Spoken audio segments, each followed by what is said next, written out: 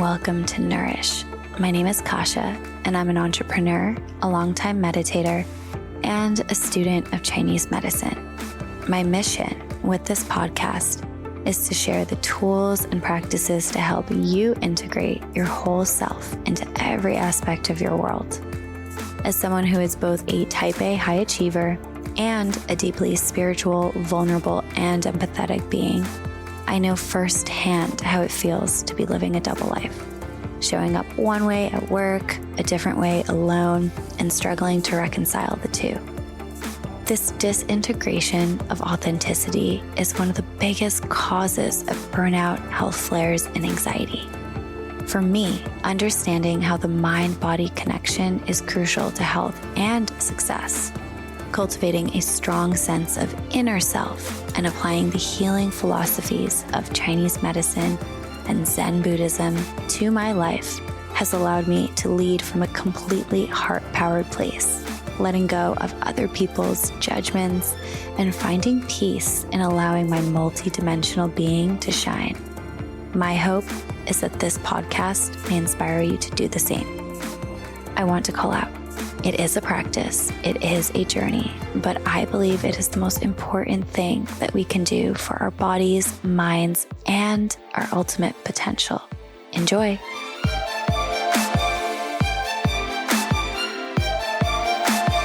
Hello, dear friends, and welcome back to the podcast. Today, I have such a special guest for you all. Dr. Jacob Towery, who is a Stanford-trained board-certified psychiatrist who works with adolescents and adults. Today's topic is mental health, y'all. With 1 in 10 youth in the United States experiencing depression that severely impairs their ability to function at school, work, at home, with family, or in their social life, and with about 20% of adults experiencing mental illness, that's equivalent to over 50 million Americans, this is a very pertinent topic. We cover whole person care, Dr. Jacob Towery's perspective on how diet, lifestyle, relationships, and your environment can affect mental health. We debunk the theory that depression is just a chemical imbalance. We dive into the attention economy and how technology is harming our mental health and what to do about it. The power of releasing external pressures for a healthier state of mind. And finally, we dive into a pretty controversial topic, and that is, how important is it to understand the root of your traumatic experiences, your triggering experiences, in order to heal? How to release and reprogram depressive and anxious thoughts. This episode is an absolute must listen. I am so honored to have Jacob on the podcast today. And without further ado, Dr. Towery, welcome. Thank you for having me, Kaja. It is such an honor. I'm going to repeat what I said right before we started recording.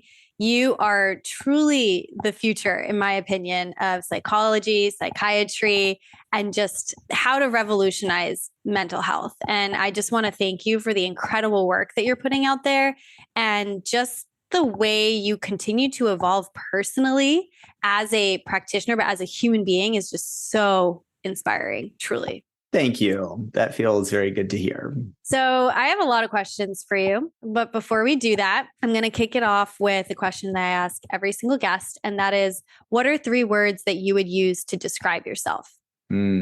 I would say curious, kind, mischievous. I haven't heard that last one before. I like it. And I always find kicking off with this question to be so perfect because I feel like it offers us a different lens with, I guess, in terms of perceiving the person that we're speaking to, right? Yeah. And I feel like, based on the bio you submitted, which was started off with, I'm a person, right? Or in third person, like Dr. Jacob Towery is a person, and talking about your favorite colors and all that stuff. I feel like you would really, really appreciate that. And I feel like this kind of gives us a different feel for who you are as a person. And that mischievous bit, I wouldn't have picked up on, even in the short amount of time that we've talked. So I love it.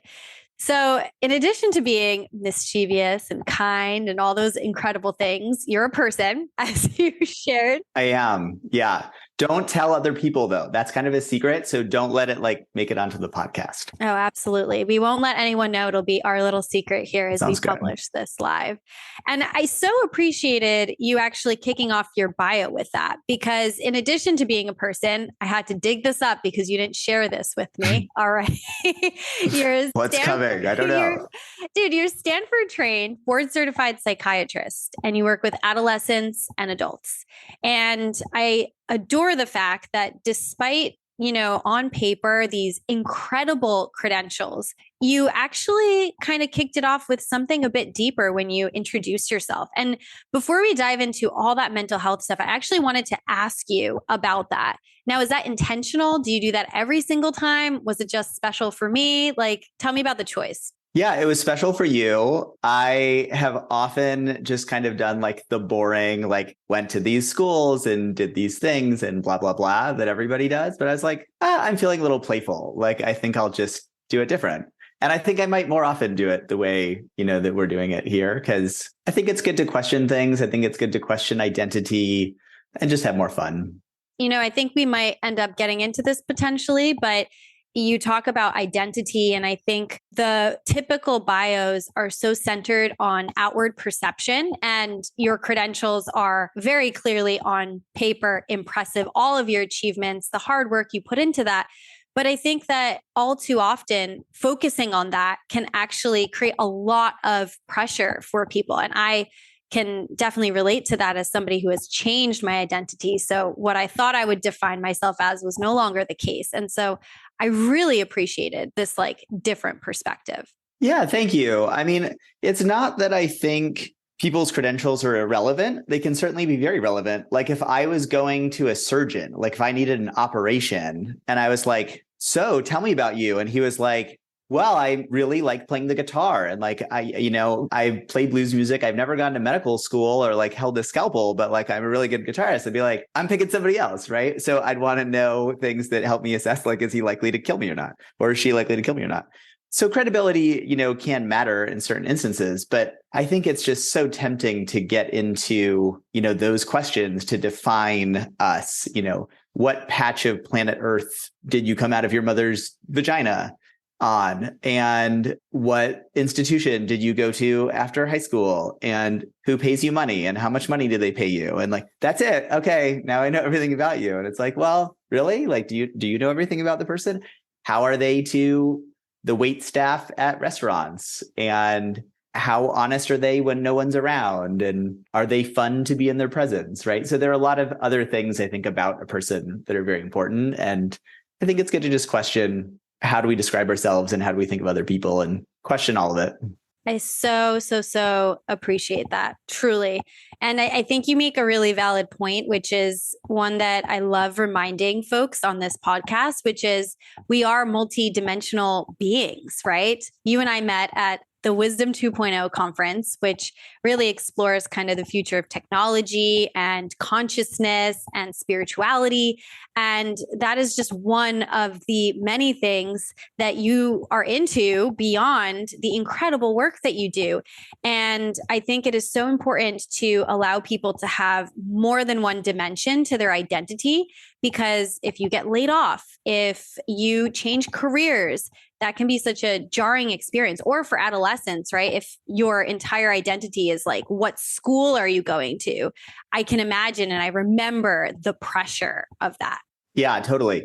And I'll bounce off of that. If there are any kind of therapists listening or coaches listening, but particularly for therapists, when I teach other therapists, something I like to emphasize is, don't just ask your patients about their symptoms. Don't just ask about their depression and their anxiety and their psychosis and their OCD and think now you know them, right? I spend a whole hour with people. I just met a wonderful young teenager this week, and I spent a whole hour just asking, I want to know you as a person, independent of your symptoms. We'll get to that. We'll come to that. But let's spend a whole hour. I just want to get to know you. Who are you as a person? What are you into? What are you excited about? What are you passionate about? What kind of music do you listen to? Are you into movies? What kind of books do you read? Who are your friends? What do you care about? Right? I want to know a lot about these people, not just as a set of symptoms. And I think it makes psychiatry more fun. I think it makes therapy more fun. I think you get to know people on a deeper level.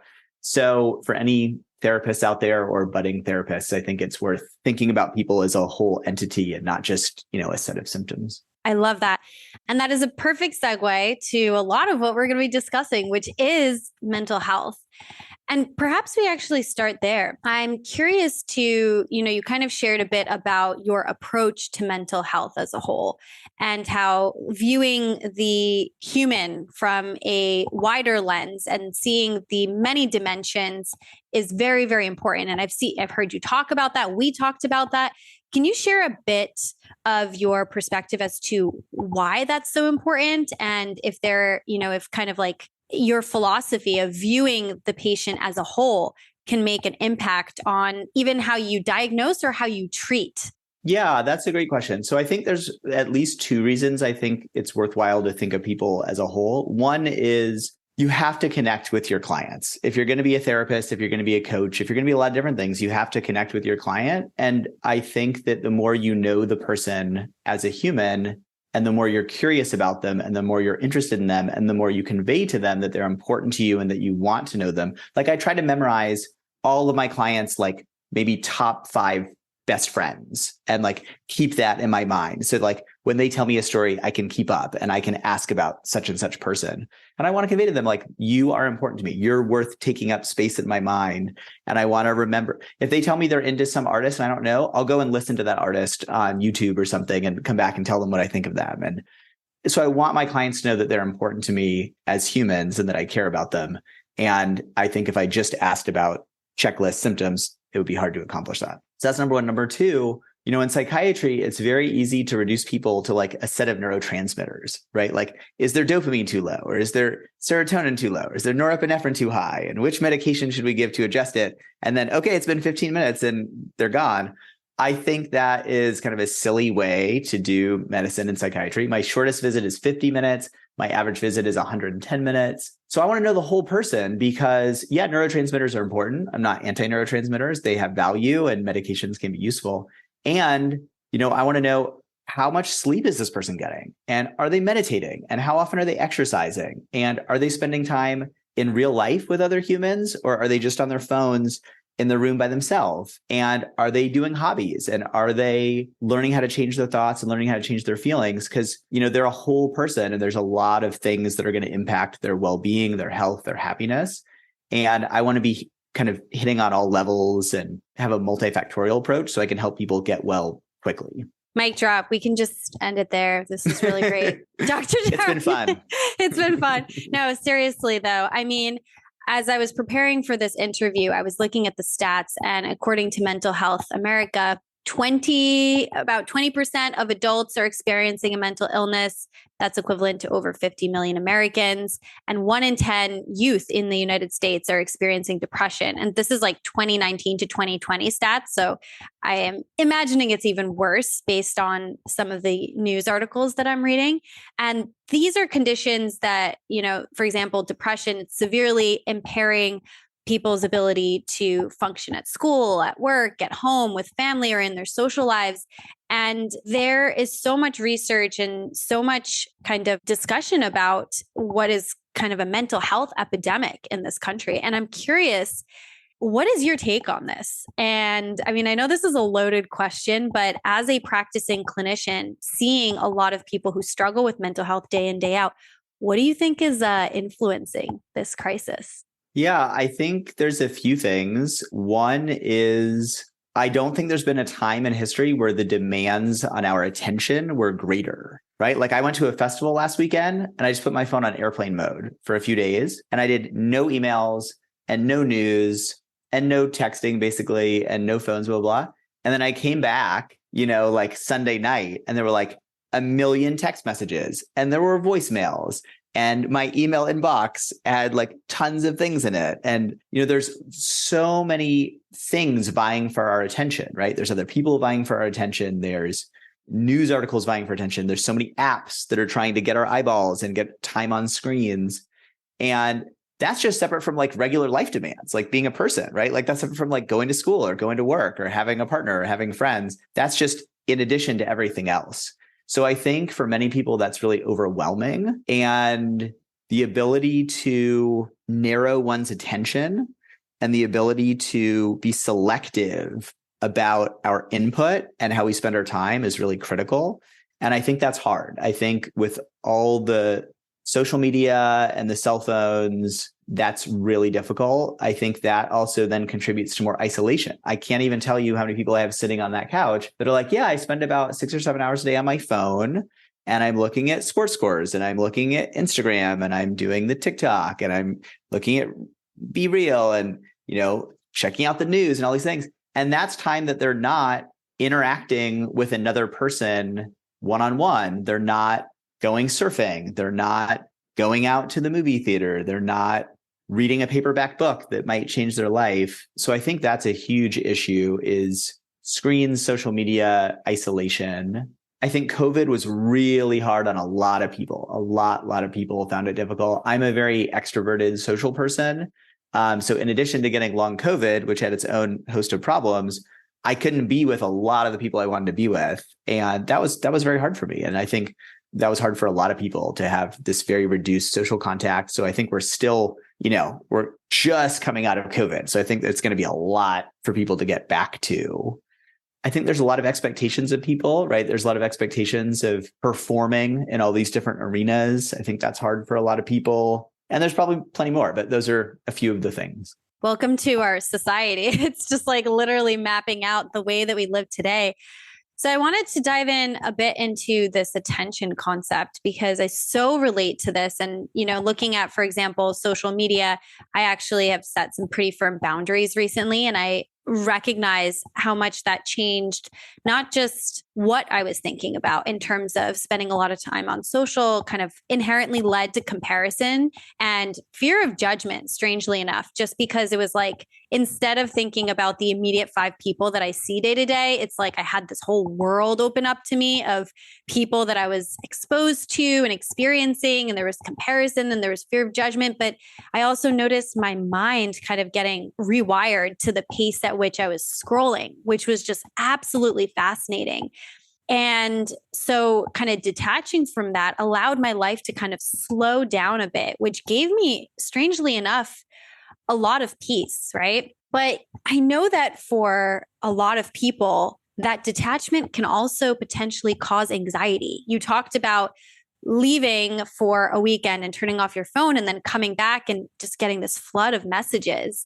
How did that feel? I'm assuming, at least like for me coming back from vacation, it feels pretty stressful to witness that. And so it's almost like there's a kind of chicken or the egg scenario of like, what is going to be creating this experience of anxiety or, kind of that sense of disconnection because you're so immersed in, all that stuff that's pulling your attention, your email, your feed, your text messages. And so having that be the way that our society lives and operates, like, how do you navigate that, right? Because again, detaching can cause anxiety, but also staying attached can cause anxiety and all sorts of symptoms associated with that. Yeah, a lot of good questions there. One, congrats on getting off of social media. I don't think it's at all strange that with you slowing down and spending less time on social media, you're finding more peace. I think that's wonderful. So I think there's a few things people can do. One is be very conscientious about what notifications you let bug you, right? Because these apps by default want to notify you that you just parked, or they want to notify you that someone threw a ball and it went in a circle. And they want you to know that, right? Very important. How many times the ball went in the circle. I don't need to know that immediately. I don't need to ever know that actually, right? So they want to notify you about everything. Oh, a new email or a new text, everything. Most of those things you don't need to know urgently. You may not even need to know ever, period. You definitely don't need to know that someone posted on Facebook or on Instagram. You don't need to know that. You don't need to know it urgently. So I think people can benefit from being very selective. Like I get notifications about if I have a new phone call, voicemail, text. I think that's about it. Maybe Park Mobile tells me if I'm about to, expire my parking, but that's about it. Otherwise, I don't let any social media notify me about anything. I don't let my email notify me. So I recommend people be very selective because if you get a badge on your phone that says you have one thing that hasn't been taken care of or 2 things that haven't been attended to, it's so difficult to not dive in and be like, this is asymmetrical and I don't like that number that says I haven't done the thing. I want to get the thing done. And it sucks you in and it wastes your time for the most part. So I think people can be aggressive about notifications. If you have email, which probably means you're above the age of like 10, or even like 5, probably these days, aggressively unsubscribe. I love unsubscribing from things. I probably do it almost every day that I'm on email. Aggressively unsubscribe. You're going to get signed up for all these ridiculous things that you don't want. Aggressively unsubscribe, even if you're like, well, what if in 6 months I want to hear about what such and such store has to offer, or some event that this thing I've never gone to might. No, just unsubscribe. Like, you'll have plenty of opportunities to do things, and just unsubscribe from all of it.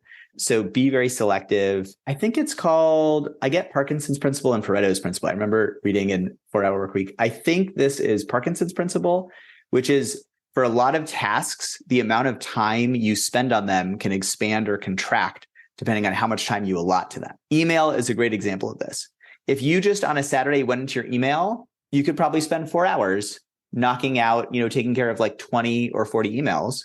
But on the other hand, if you gave yourself 15 minutes, you could probably still get to all those emails and you'd spend way less time on them. So I try to be very selective about when I go into my email. And I on purpose have a hard stop. Like, I'll do it right before I see patients. So I have a hard stop. I'll give myself maybe 10 or 20 minutes. And then that's it. I got to get my email inbox down to 0. And I just got to plow through. Great. Thanks. Yes. Archive. Sounds good. See you then. Very curt, friendly, lots of smiley faces, so people don't think I'm mad at them or upset with them.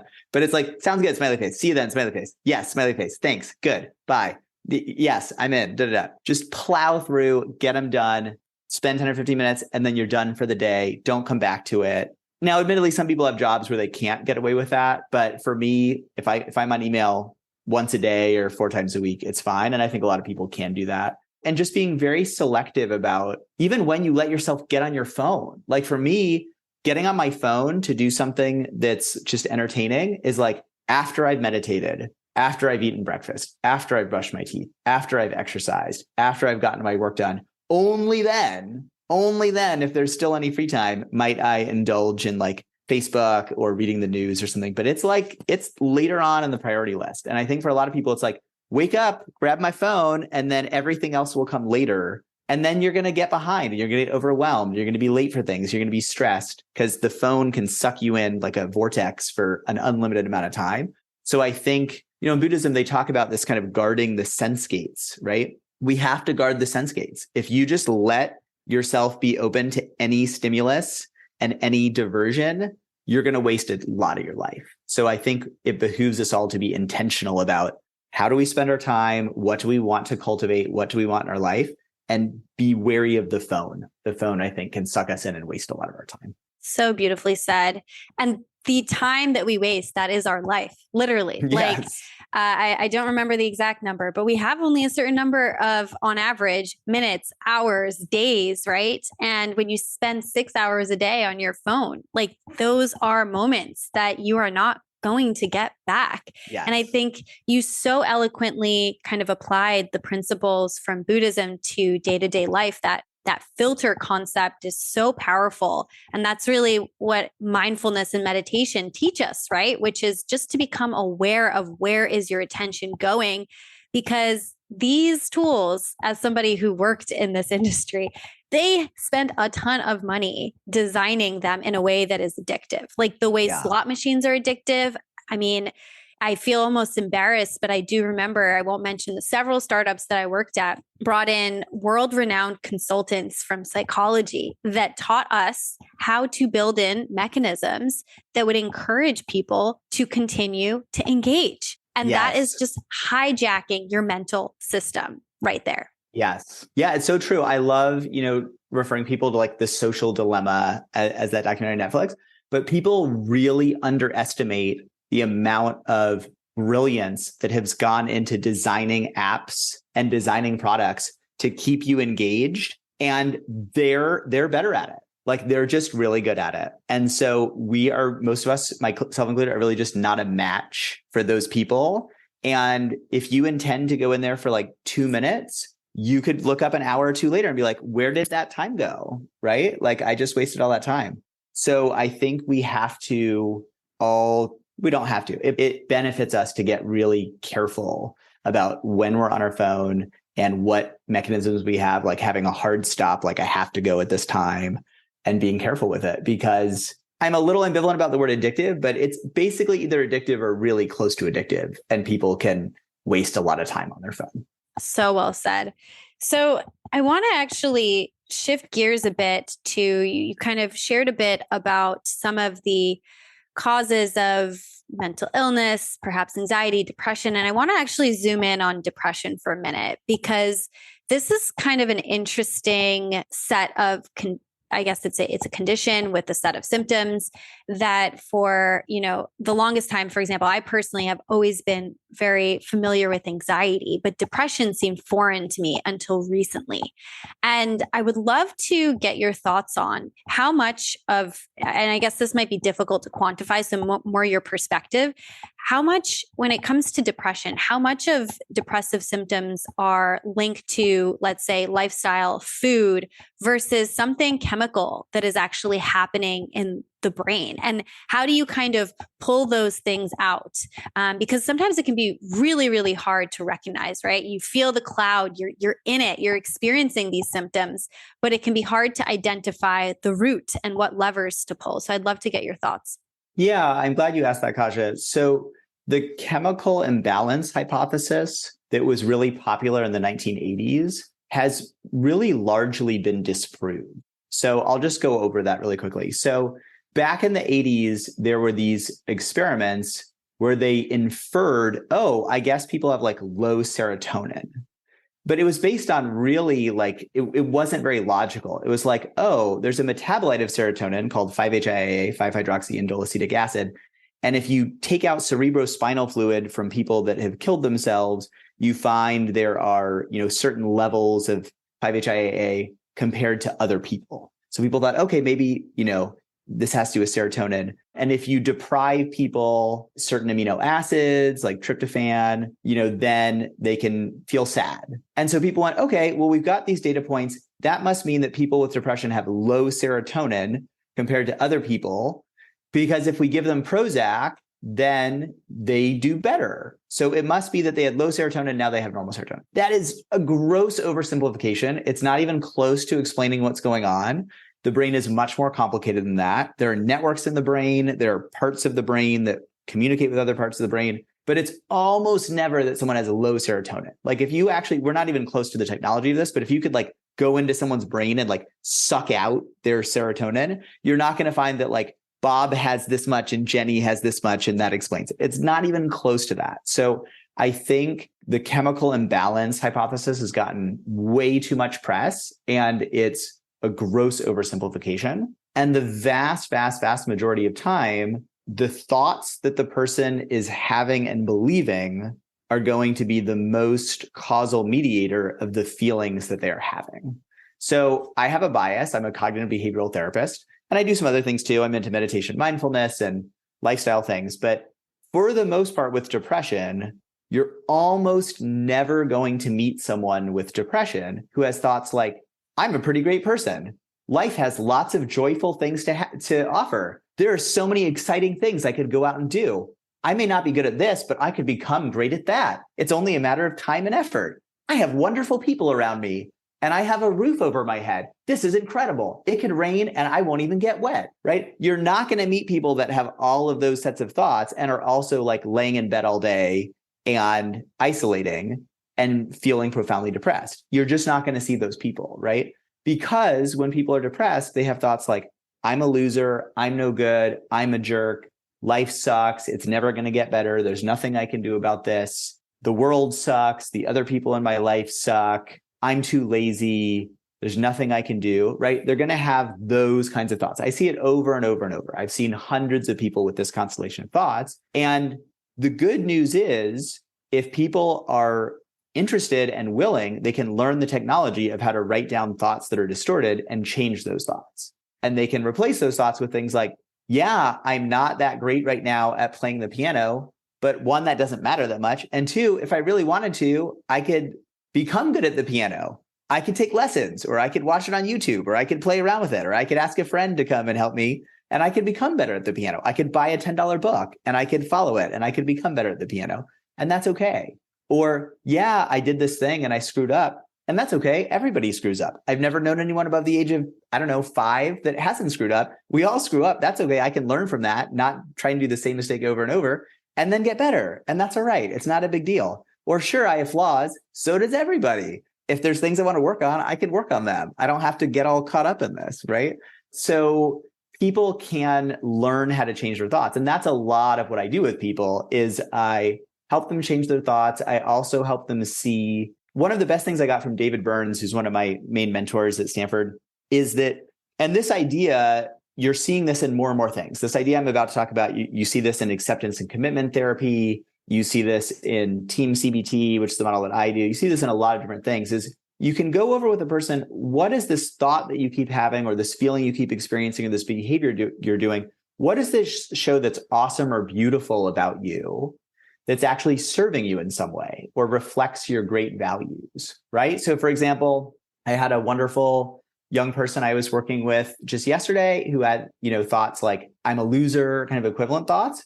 And that showed that she's very humble, right? She's not arrogant. She's not cocky.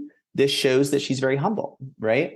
And for practically any thought or any feeling or any behavior, if you're thoughtful about it, you can see wonderful things that it shows about a person. And the paradox is the more you celebrate the wonderful and beautiful things that it shows about you, that you're having a feeling or a thought over and over, doing behavior, the easier it is to let go of that or to dial it down. And so that's part of the work, is you kind of celebrate, what is this thought doing for me? Or what is this feeling doing for me? And then decide, well, do I want to keep this? Do I want to change it? Do I want to dial it down? And then, with the help of a good therapist who knows like team CBT or even books, right? You could just go buy, like David Burns has a book, Feeling Great. That's good. There's a lot of good books. I'm biased. I have a book, but that's out there. Will be hyperlinked below. Just throwing that out there. Hello, but go on. But if you have like $10 or a library card, right, you could get access to really powerful technology and learn how to change your thoughts. But I think one of my takeaways is, if you have depression or if you have anxiety or if you have a phobia or if you have social anxiety, this doesn't mean, or PTSD, this doesn't mean you're doomed to have this for the next 50 years. Maybe you have it for the next couple of days or weeks. But if you get good resources, this could be a thing of the past. And in a short amount of time, you could be feeling profoundly better. You could have a very different relationship with these thoughts and these feelings. And I see that over and over and over. That's part of what makes my work satisfying and rewarding, is people can make change quickly. So if you're out there and you have one of these conditions I've listed and you think, I guess I'm stuck with this forever, you're not stuck with it forever. You don't have to be. If you want that to change and you're willing to put in effort and be persistent and use the right tools, you can make powerful changes relatively quickly.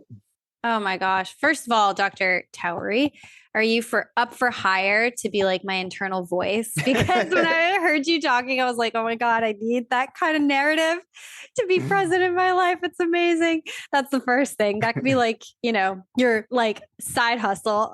You're very, not that you need one, but just kind of thinking that. So I absolutely adore this. And I was smiling as you were speaking, because I think that there's something so empowering about the concept of being able to change that inner dialogue, and kind of that inner dialogue that is powering what feels like a cloud of apathy or pain or helplessness. A lot of the emotions, at least that I've experienced when I've been going through bouts of depression. I am curious though, because there's been quite a powerful narrative around, for example, trauma and understanding and getting to the root of some of the causes of, let's say, the narrative that is rolling through your mind. And I'd love to know from you, how important is it to get to the root, to quote, reprogram that, which I know a lot of people are talking about, as opposed to focusing on, all right, it is what it is. Let's kind of shift the dialogue as opposed to understanding it deeply. Yeah. So trauma is a very loaded concept in psychiatry. And I'm going to choose my words carefully, because people have really strong feelings about this and they want to tell you their strong feeling and they want to tell you that you triggered them. So, I actually don't even love the concept of trigger warning, but if you love the concept of trigger warning, then here's a trigger warning. I'm going to say things and you might not like what I'm going to say. So you can just turn me off, or you can, just hear what I have to say and see if you survive. But if you're dead, in 20 minutes, I'll take full responsibility. unless you had like a heart attack or something. And then I'm just like natural causes. Okay, that was dark. That's okay. So with trauma, so I work with a lot of people with PTSD, and it's very important if you're a therapist to be very, I mean, I'm being cheeky with you. I have a fun, cheeky side, but like when I'm doing trauma work with people, I'm more serious. A mischievous side. I have a mischievous side, and I'll let that out with people as appropriate. But, you know, when I'm doing trauma work with people, I'm very serious and I'm connecting with people. And I want people to feel that my office is a safe place where they can tell me horrible, horrible things that have happened. And then I listen non-judgmentally and I try and validate their experience and validate that this wasn't their fault and validate that this was really terrible that this happened. And just that act of a person telling their story in an environment where they feel safe, that act itself can actually change the memories. The memories get restored and they can actually be different than they were before. So that in itself can be very helpful. And then particularly if someone has had a really, trauma with a capital T, being sexually assaulted, being mugged, being beaten, all of these kind of traumas with a capital T, having their life threatened, killing someone else, right? People can have distorted thoughts about the trauma. So this is actually even part of the definition of PTSD now, is people can have thoughts like, the world is unsafe, I can't trust anyone, what happened is my fault, I'll never get better, my nervous system is permanently damaged, right? They can have all sorts of distorted thoughts that thankfully are changeable. So people can learn the technology, with a good therapist, of changing those thoughts and replacing them with thoughts like, yes, what happened to me is horrible, and I can learn how to recover and feel better. Or yes, some people are not trustworthy, 100%, and there are people in my life that actually are worth trusting. Or yes, people are capable of harm, and I can try to avoid people that are super harmful and sociopathic, but there are also people out there that are kind and compassionate, and I can find those people and spend more time with those people. And there's a million other iterations of that. But basically, people can change their perception of what happened, who they are, what the future is like. It's not that the trauma never happened. It's not that you're negating the trauma. You can actually even, we talked about positive reframing a little bit earlier. I didn't use the term positive reframing, but you can even highlight for someone how resilient they are, right? I remember working with this girl who'd been in like 11 foster homes and been like raped by multiple people that had fostered her. And I was like, you are so strong, right? Or I can't remember if I actually said it. This was years ago, where I was at least thinking like, you are so strong that you're here today alive and you've been through that, right? Or you can talk with a person about how strong they are, that they've gotten through this horrible thing and they're still here, right?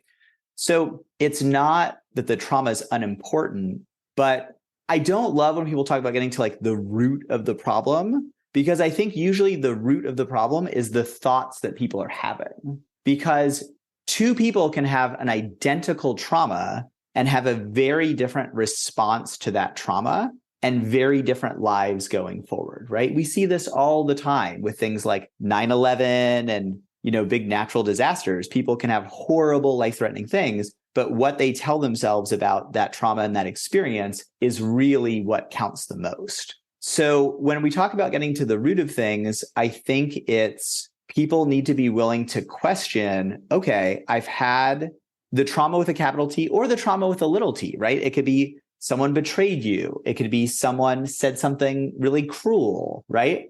What thoughts you tell yourself about what that means is going to have a profound impact on how you feel. And I could give a million examples of that. But people talk about the root, getting to the root. I think accepting the idea that your thoughts are going to be the most proximal cause of your feelings and being open to questioning your thoughts as not necessarily facts can lead people to have a really different, more healing, healthy experience out in the world if they're willing to question their thoughts and replace them with ones that are more adaptive. Oh my gosh, that is so empowering. So empowering. Like I cannot even thank you enough for that, frankly, because sometimes, and at least this has been my personal experience, but I imagine I'm not alone, getting to the root can even feel in many ways so impossible, right? Like maybe repressed memories or distorted memories, or you get there and you cannot change the experience, but you're still experiencing the emotions, or you don't even connect that the emotions and the triggered reaction you're having today is related to XYZ from the past. And so much time can be spent trying to make sense of that while it's not changing, at least in my experience, my day-to-day life. Yes. That is so powerful. Yeah, thank you. 100%. And I mean, depending on how woo-woo you want to get, the root of the cause could be. I like to get there, so we can go. Yeah, I can get pretty woo-woo. But I mean, the root of the cause, if you talk to certain people, is your birth trauma, right? So there are people out there saying you experienced trauma by going through the birth canal, and that's why XYZ. And you can take other people and say, you know why you're having this thing you're having? It's because in a past life, you did this thing or this thing happened to you. Well, how are you gonna fix that, right? How are you gonna fix what happened? If there's a past life, how are you gonna fix what happened 700 years ago, right? So, and also notice everyone in the past life was like a king or a queen or an emperor. No one's ever like, what were your past life? Oh, I was like a chimney sweep, right? Like no one ever has visions of that, right? They're always, these big things. So think about that. How would that work math-wise? But this idea that it's birth trauma, it's like, well, if everyone had the same thing, do you even call it birth trauma, right? Like if everyone who went through a birth canal had their head squished, and do you even call it birth trauma? And does that then have explanatory properties? Because like some people have this and some people like this, but everyone had practically the same experience. So I don't know that it's very useful. So I think, and I've had people that had trauma and can't remember it.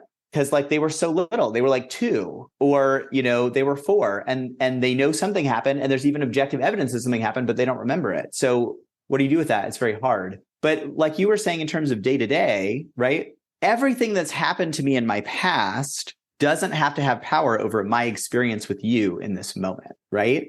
I might have stories about the past. And if I want to get into story, I can, but I could have an enjoyable connecting experience with you right now, totally independent of any event that happened in the past. And that's where I think the power of meditation and mindfulness comes in, is that at any moment you get to start fresh and you get to drop in and you get to be in the here and now, and you get to have the experience that comes with slowing down a little, being connected. And that can be a lovely experience, no matter what your previous life held. And so it's so easy for all of us to get into story. This person wronged me. This thing was unfair. I can't be happy because this happened. Those are stories. Those are ideas. Those are narratives. And if they're serving you, you can hold on to them and you can buy into them. I'm not telling anyone they have to let go of a narrative, but it's good to question these narratives. It's good to question these stories because a lot of them are not that helpful. A lot of them hold us back. A lot of them limit us. And with the help of a good therapist or a good self-help book, you can start to be like, oh, it's interesting that I have this story about who I am because of what happened to me or who I have to be. That's just an idea. It's not actually a reality. So powerful. There was a podcast I was listening to by Khalil Rafati. He wrote this really powerful book called I Forgot to Die. He founded Sun Life Organics at the age of, I think, like 41 or something like that, after being a heroin addict. And he had gone through all sorts of very traumatic experiences. And he talked about basically choosing, and I think this is a very well-known story, which I'm going to look up and hyperlink below, but it's as though we have like 2 wolves within us, the good wolf and the bad wolf. And when you wonder which one will win if they're fighting with each other, it's going to be the one that you feed. And that is just so powerful. And I love that you are sharing kind of the way that this can apply in a clinical setting and in our day-to-day lives. That just really offers a lot of deep comfort for me, and I think a lot of listeners. So thank you. Good. Yeah, I mean, that's one of my principal messages is for all humans out there, no matter what has happened in your, I mean, I want to pause myself. It's not that I want to be invalidating to people's experiences, because here I am, this cis, straight, able-bodied white male doctor. I have practically all the privileges. I'm even in a couple, right? I have practically all the privileges.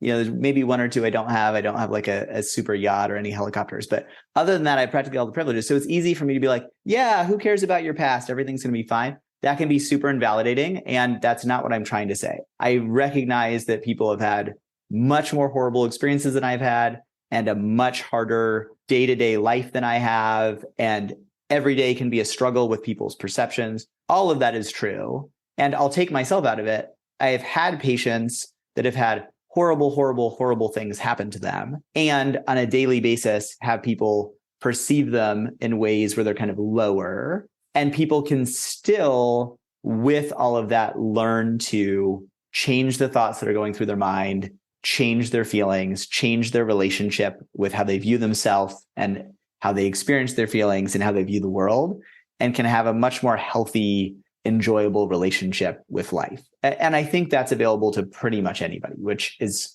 a cool thing. And that is truly what I would hope for everyone, especially those who have suffered from generational, ancestral, in this lifetime traumas, because there's so much suffering that has already taken place. And so I think it is so beautiful to imagine that there is a possibility to heal yourself in some way from that in a tangible manner. Jacob, I could speak with you for hours, but we're actually running up on time. I would love for you to share with our audience, where can people find you? Where can people find the antidepressant book, which is just like an obvious name right there? And do you have anything exciting coming up that you'd like to share with people? And I'll hyperlink everything below as well. Sure. If my book was traditionally published and really successful, I would say you can find it where books are sold. You actually can't find it where books are sold. Most bookstores don't carry my book. I self-publish and it's just, not that popular. But you can find it in a handful of bookstores locally near where I live, because I've gone around and been like, do you want to carry my book? And you can find it on Amazon. So there's this thing on the internet, Amazon. You can go there. It's like $10. That's the easiest place to find it if you don't live around Palo Alto. My website, jacobtowerymd.com, has stuff for people that are interested in seeing me as a client. What am I up to? I'm kind of excited. I'm doing a pilot project just in a couple of weeks at the end of June. It's a pro bono intensive for 3 people with depression. And I'm going to have 3 co-therapists / observers. So I can turn it into a teaching thing and help the people that have depression. We're going to do like 14 hours. And then it's a pilot project to see if it goes well, could we scale it and have like 100 people for free with depression and get everybody in a room and do it over, a number of days and do like 14 or 15 hours. And like, how much can we help people transform in a short amount of time? So that's kind of exciting to me. And we're going to we did this thing called Finding Humans Less Scary for people with social anxiety. And I think we had about 90 people who came from different parts of the country and locally. And we were all in a room together and we did like 2 full days, like 15 hours of social anxiety stuff. So we're going to do that again in March for free. And then the pro bono depression thing. So that and surfing are kind of the things I'm excited about now. So you can't access me through surfing. If you go down to Cowell's in Santa Cruz, we can surf together and I'll admire your good surfing and I'll get better surfing. And and the pro bono stuff. Wow. I love that. And with your positive inner voice, Jacob, I'm sure you will become an excellent surfer, or at least like survive surfing. Thank you. Very soon. This was such a pleasure. Thank you so much for joining me today. You're welcome. Thanks for having me. Thanks everyone for tuning in. See you next time. Thank you so much for tuning into this episode of Nourish. If you enjoyed this conversation, please leave a review. 5-star reviews help the podcast grow, and I'm so grateful for that. I publish new episodes twice a month, so hit the subscribe button to be notified. And if you want to stay connected in between episodes, join my community on Instagram and TikTok at nourish_podcast. All right, that's all I got for you today. See you next time.